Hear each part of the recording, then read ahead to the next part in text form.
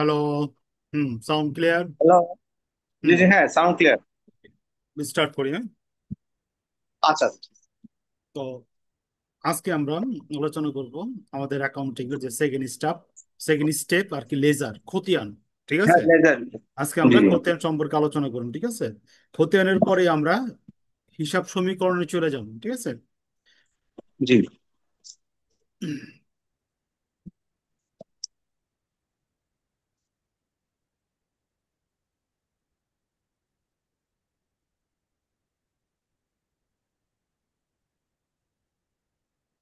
খতিয়ান বা লেজার।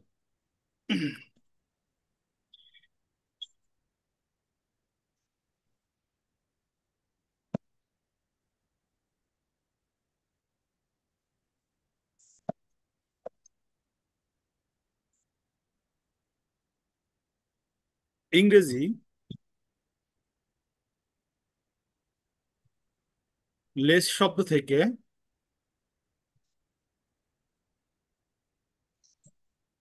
লেজ শব্দ থেকে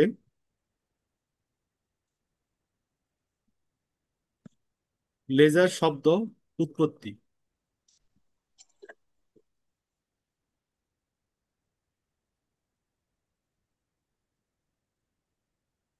হুম উৎপত্তি হয়েছে। হুম।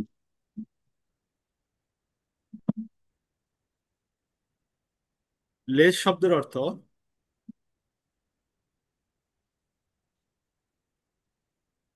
সেলফ। অর্থ কি? সেলফ। সেলফ। হুম বা তাক, হুম। যার অর্থ খতিয়ান।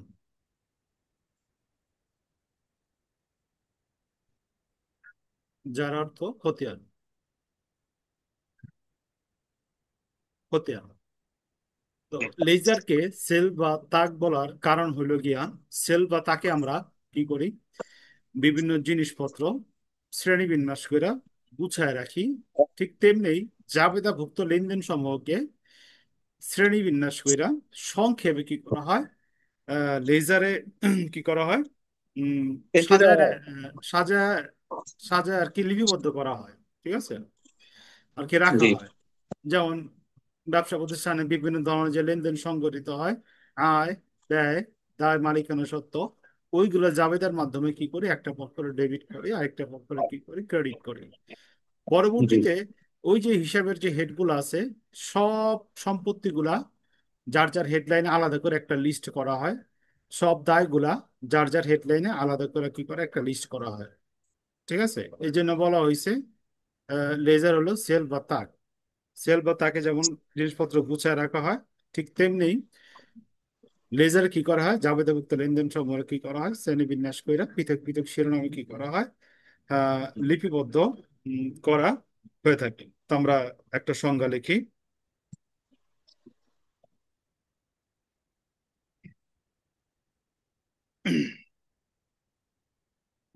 Laser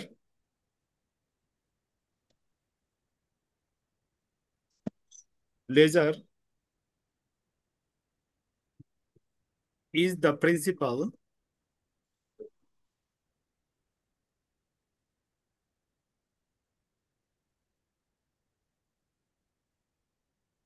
book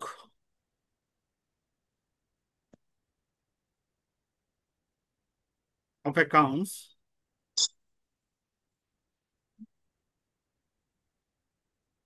among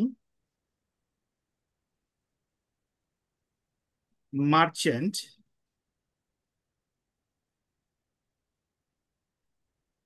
in which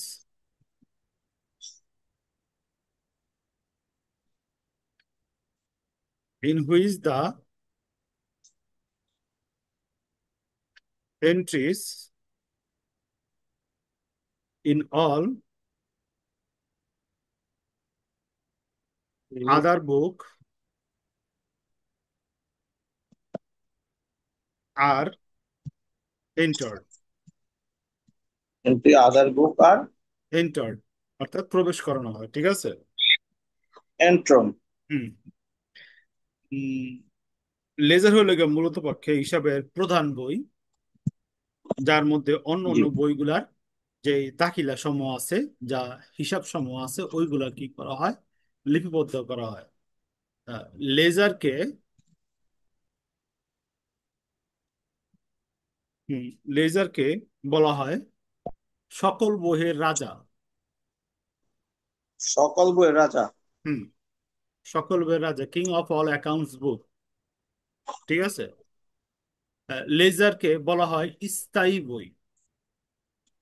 লেনদেন গুলাকে স্থায়ীভাবে লিপিবদ্ধ করা হয় বই লেজারে। ঠিক আছে। হুম, তাই বলা হয়। হুম। স্থায়ী বুক কি করা হয়, বলা হয়ে থাকে। ঠিক আছে।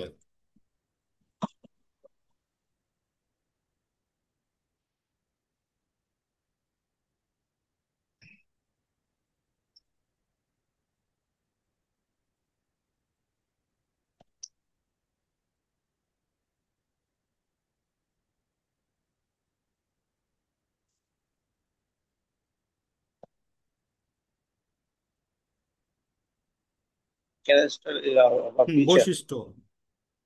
হুম।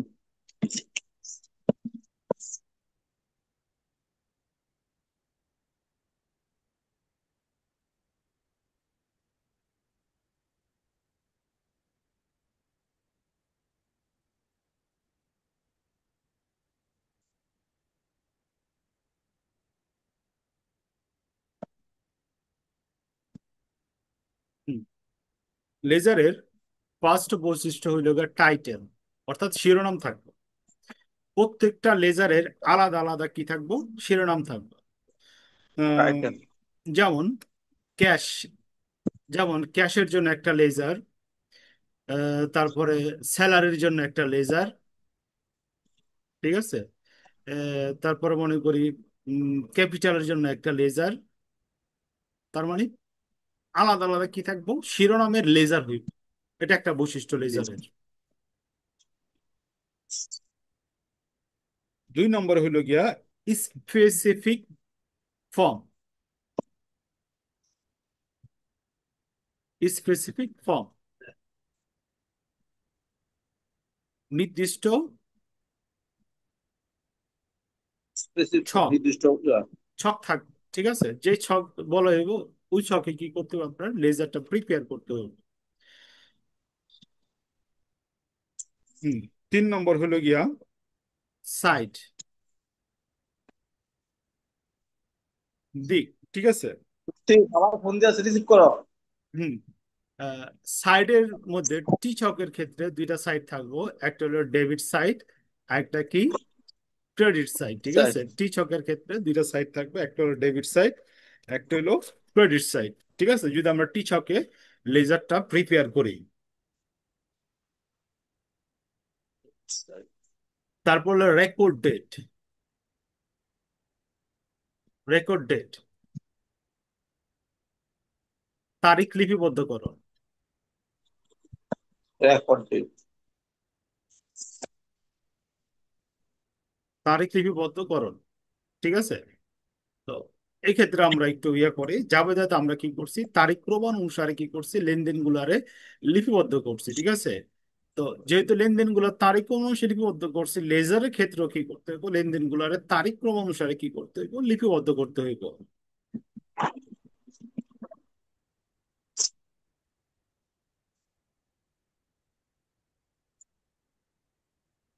Journal, folio. জার্নাল। ঠিক আছে। জাবেদা পৃষ্ঠা, হুম। জার্নাল। ফোলিও। ঠিক আছে। ফলিও। হ্যাঁ, আমরা জিএফ লিখি না, শর্টকাট, ওটা হলো জার্নাল ফোলিও, জাবেদা পৃষ্ঠা। অর্থাৎ কোন জাবেদার তারপরে পৃষ্ঠা থেকে হিসাবের শিরোনামটা ট্রান্সফার হয়েছে, ওইটা অবশ্যই কি করতে হবে, খতিয়ান উল্লেখ করতে হইব। যদি কোনো সময় আমাদের অনুসন্ধান করতে দরকার হয়, ভুল সংশোধন করতে দরকার হয়, তখন যে আমরা বুঝতে পারি এই পৃষ্ঠার থেকে, জাবেদার এই পৃষ্ঠার থেকে এই হিসাবের অংশটুকু নেওয়া হয়েছে, এটা যেন আমরা বুঝতে জি, পারি। ঠিক আছে। এই জন্য জিএফ দেওয়া হয়। হ্যাঁ, জিএফ দেওয়া হয়, যেটা আমরা জিএফ স্টুডেন্ট। Journal folio. জি। সরি। কোশ্চেন বুঝি নাই, জার্নাল ফোলিও। ও, জার্নাল ফর ইউ, আচ্ছা। হুম। তারপর হইলো গিয়া, যখন নাকি আমরা ইয়া করবো, জাবেদা পৃষ্ঠা লিখতে হইবে, এর একটা বৈশিষ্ট্য। তারপর recording amount. Recording. Recording amount, recording amount, টাকার পরিমাণ অঙ্ক।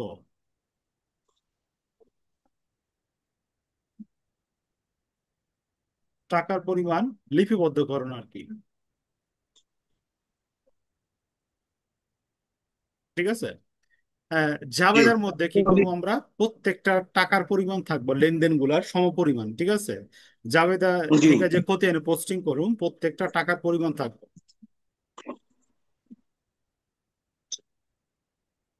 7 নম্বর হলো গিয়ে আমার মিনিং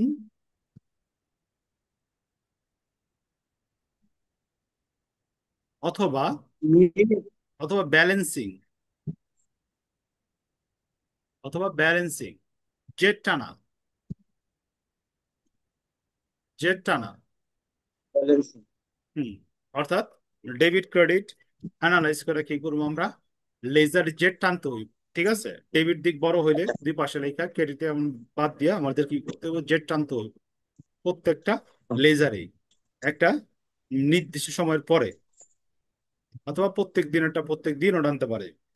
তারপর হলো ড্র ক্লোজিং লাইন।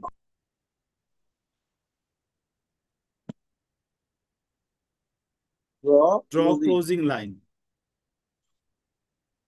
সমাপ্তি হুম।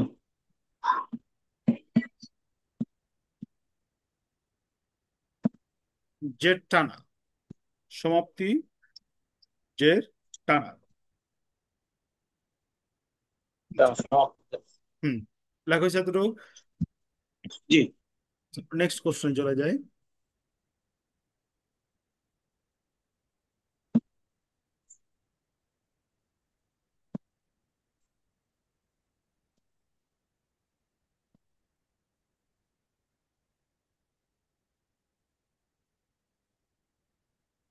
Classification of laser.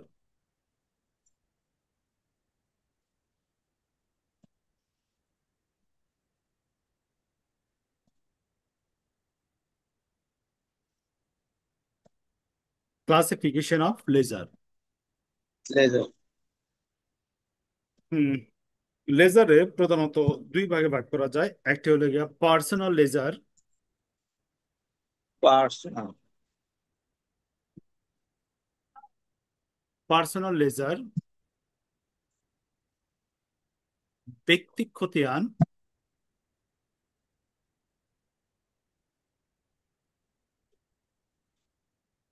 খতিয়ান সাধারণত ব্যক্তি বা প্রতিষ্ঠান সংক্রান্ত সংক্রান্ত হিসাবগুলো লেখা হয় ব্যক্তিক খতিয়ানে। ব্যক্তিক খতিয়ানকে আবার দুই ভাগে ভাগ করা যায়। এ হলো গিয়া ডেবিটর্স লেজার। দুই ভাগ করা যাবে না? হুম। হ্যাঁ। ডেবিটর্স লেজার, সে দেনাদার খতিয়ান, ডেবিট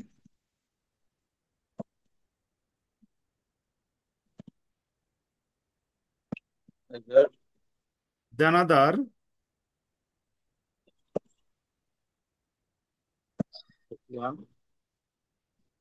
খতিয়ান।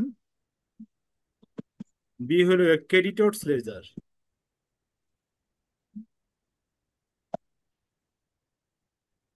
পাওনাদার খতিয়ান।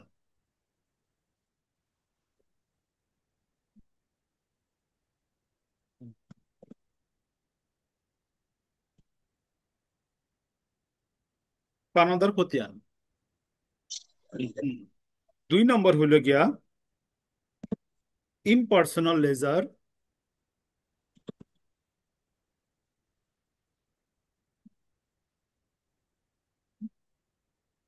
ইমপার্সোনাল লেজার, অব্যক্তিক খতিয়ান।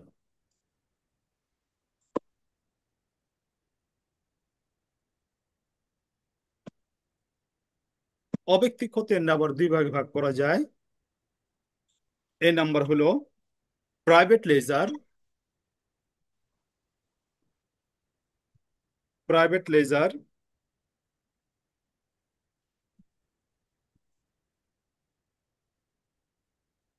বি নম্বর হইল নমিনাল লেজার,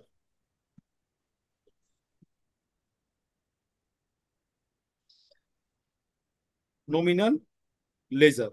ঠিক আছে। ব্যাস। জি। প্রাইভেট লেজার হইলে গা মূলত পক্ষে অ্যাসেট, লাইবিলিটি,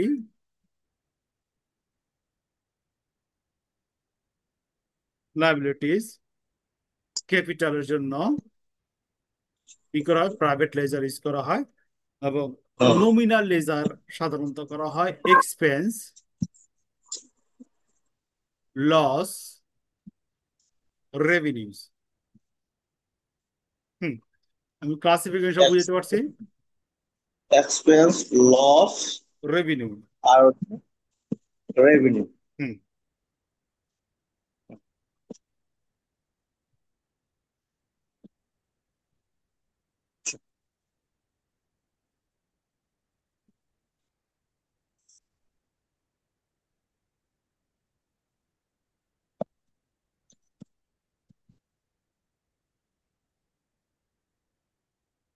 যেহেতু লস লেখা হয় লাভ লেখা হয় না হুম। ভাই? ওই যে ওই রেভিনিউ, যে নমিনাল লেখারে ওই যে রেভিনিউতে লস লাভ। লেখা তো লাভ লেখা হয় না? আচ্ছা, রেভিনিউতে লাভ। ঠিক আছে। আচ্ছা, একটা ও, কোশ্চেন করি, হ্যাঁ। yes. আচ্ছা, একটা কোশ্চেন করি, হ্যাঁ। দেখি আপনার আচ্ছা কনসেপ্ট বলেন। ক্লিয়ার কিনা, হ্যাঁ? এটা আমারও ক্লিয়ার ছিল না। উম, এটা আমি আর কি 14 বছর আগে আর কি ক্লিয়ার হয়েছে, এমবিএ এর পরে। আচ্ছা। আচ্ছা। একটা একটা কথা পাইছিলাম পেপারে, গ্রামীণ ব্যাংকের, গ্রামীণ ফোনের আর কি, গ্রামীণ ফোনের উম, আয় বেড়েছে। আয় বেড়েছে না? হ্যাঁ। এরপরে হেডলাইন লেখা রইল মুনাফা কমেছে। মুনাফা। হ্যাঁ, মুনাফা কমেছে। ঠিক আছে। কথাটা কি, জি। কেমন কথাটা? আচ্ছা, এটা আমি বুঝতে পারছি না, আমাদের শাখার ক্ষেত্রে হয়েছে এরকম। তো এটা আমি, আমাদের এটা আমিও বুঝতাম না। ঠিক আছে। তো যখন এমবিএ জি। পাশ করছি তখন হঠাৎ করে দেখি গ্রামীণ কোম্পানির আয় বেড়েছে, মুনাফা কমেছে। ঠিক আছে। আর কনসেপ্টটা ক্লিয়ার আসলো না। ক্লিয়ার কি, আচ্ছা। হয়তো বা স্যাররা বুঝাইছে, আমরা বুঝি নাই। ঠিক আছে, কারণ আমরা জি। যখন স্টুডেন্ট থাকি তখন কিন্তু বেশিরভাগই না বুঝা পাশ করি, যেটা প্র্যাকটিক্যাল কথা। যেটা নাকি হ্যাঁ। পড়াইতে যাইয়া, প্লাস স্টাডি করতে যাইয়া, গবেষণা করতে চাই, ওই কনসেপ্ট গুলো ক্লিয়ার হয়। ঠিক আছে। জি জি ঠিক আছে। আচ্ছা। তো ওইখানে ওইখানে লিখছে কি, রেভিনিউ। ঠিক আছে। জি। রেভিনিউ সমান সমান কি, এক্সপেন্স যেটা হইছে, ঠিক আছে, হুম। যেটা আয় হইছে, ঠিক আছে, আয়ের জি। থেকে আমরা কি করছি, ব্যয় বাদ দিছি সরাসরি। হ্যাঁ, এবার আয়ের থেকে ব্যয় বাদ জি দিছি সমান সমান রেভিনিউ পাইছে। ঠিক আছে। জি। আয়ের থেকে ব্যয় বাদ দিয়ে কি হয়েছে, রেভিনিউ পাইছে। ঠিক আছে। রেভিনিউ। এটা এরকম বুঝাই, যেমন আমরা কি করছি, ক্রয় করছি, বিক্রয়, এই যে ক্রয় করছিল এত টাকা। ঠিক আছে। জি বিক্রয় করছিল এত টাকা। ঠিক আছে। মনে করি ক্রয় করছি আহ 100 টাকা। ঠিক আছে। জি। বিক্রয় করছি 150 টাকা। তো আমার হুম। রেভিনিউ বা আয় হইছে 50 টাকা। বুঝাইছে? জি। লসও নেই কিন্তু, কিন্তু হুম। প্রফিট জি বলতে বুঝাইতেছে। ঠিক আছে। রেভিনিউ জি। থেকে যে এক্সপেন্স আছে, অর্থাৎ, একশো যে স্যালারি হ্যাঁ, সেটা আছে অর্থাৎ খাইছি। রেভিনিউ করতে যাই যে এক্সপেন্স গুলা করছে ওইগুলা বাদ দিছি। জি। ওইগুলা বাদ দিয়ে কি ওগুলো হয়েছে, প্রফিট। ঠিক আছে। প্রফিট হয়েছে। জি। তো 50 টাকা জি যে জি। আমি প্রফিট করছি, আরো মনে করি এখানে 60 টাকা কি হয়েছে, খরচ হয়ে গেছে গা আমার। তার খরচ মানে হয়েছে। আমার কি হয়েছে গা, 10 টাকা কি হয়েছে, লস লস আছে। হয়েছে। ঠিক আছে। বুঝতে পারছি?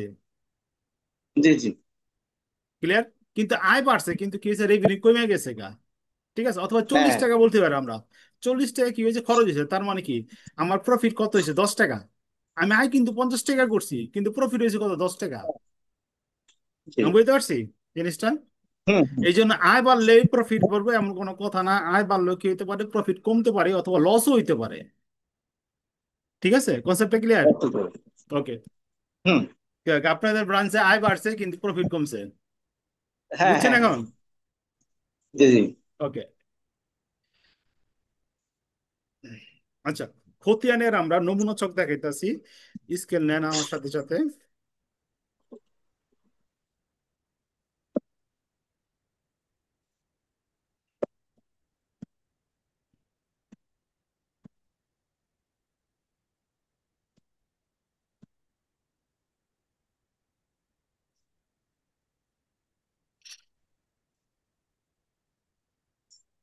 ডেট,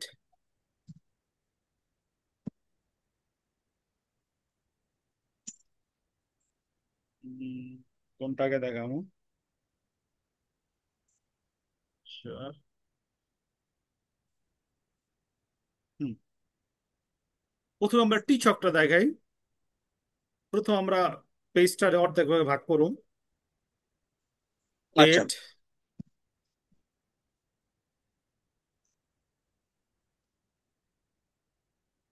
মোটরওয়ার থেকে বাকি নিয়ে যাবো না? হ্যাঁ, রেফারেন্স।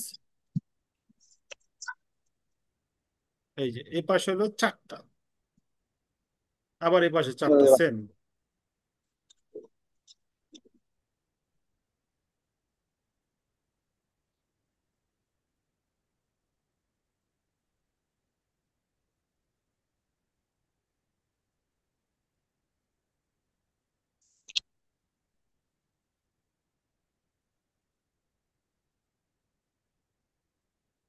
টি ছক।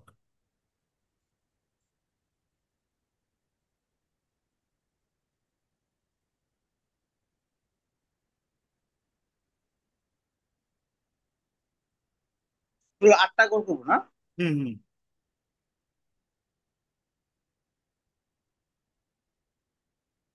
কিছু ফোন করে নিচ্ছি।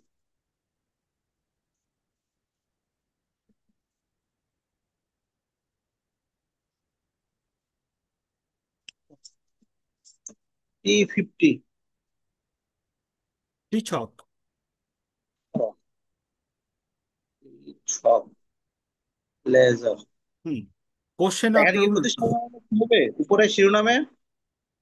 টি আহ, সব যেখানে লেখা আছে। আচ্ছা, টি ছকের পর এখানে অ্যাকাউন্টস নেম, হিসাবের নাম। টি ছক হলো ঘরের নাম, ঠিক আছে? লেজারে হিসাব শিরোনাম হইব, যেমন ক্যাশ, এরকম আর কি। ও আচ্ছা, উপরে এখানে বুঝছি এখন।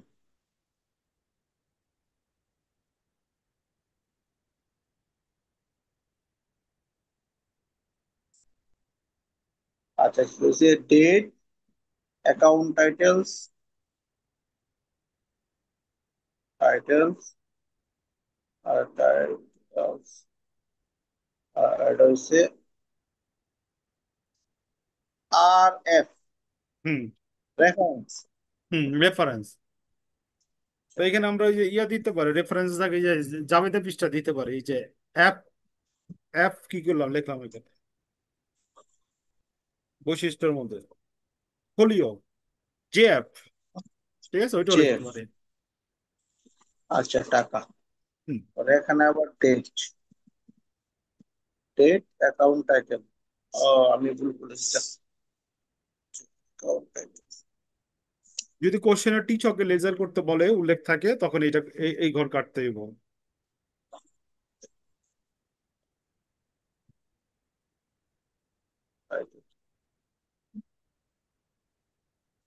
টাইটেল।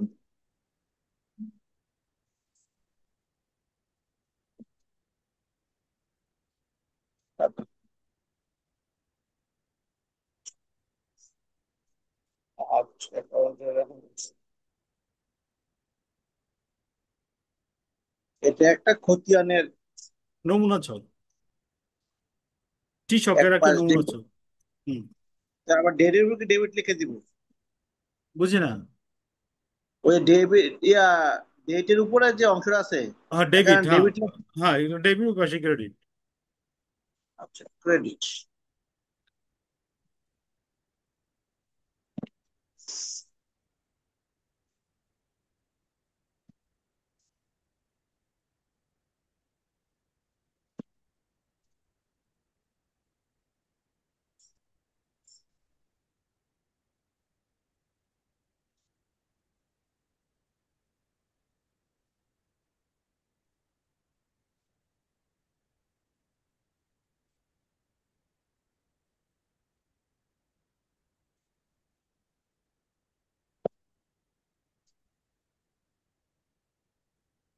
এটা কি আরেকটা ছক? হুম, আরেকটা ছক।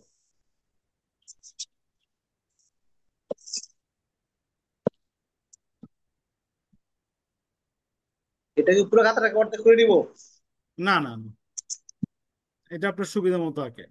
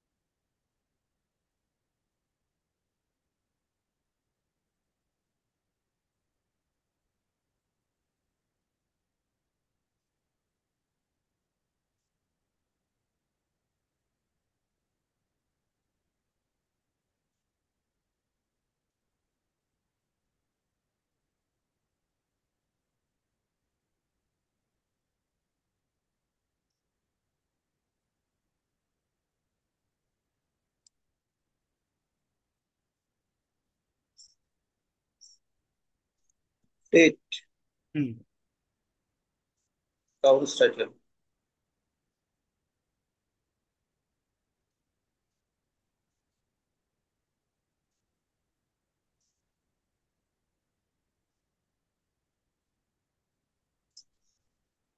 ডেবিট টাকা,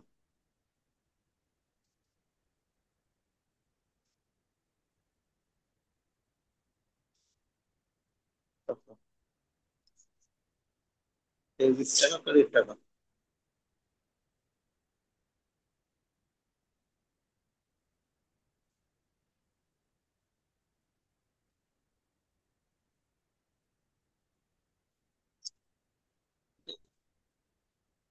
রেফারেন্স, মানে কি ব্যালেন্স? ও ব্যালেন্স।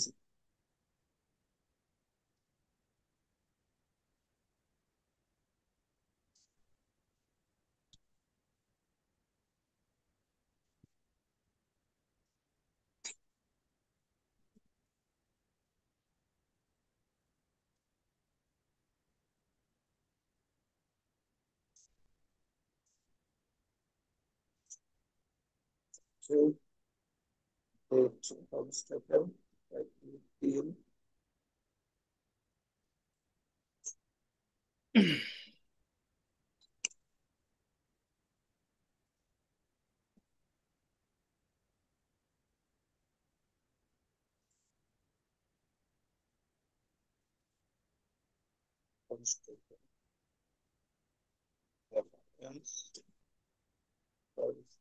ডেবিট, ডেবিট টাকা,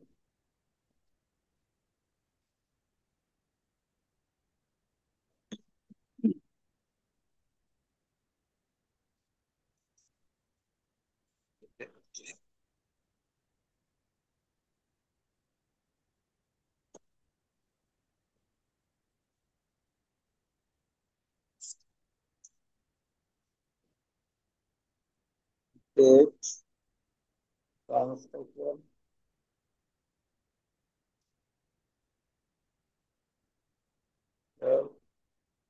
রেফারেন্স, ডেবিট টাকা,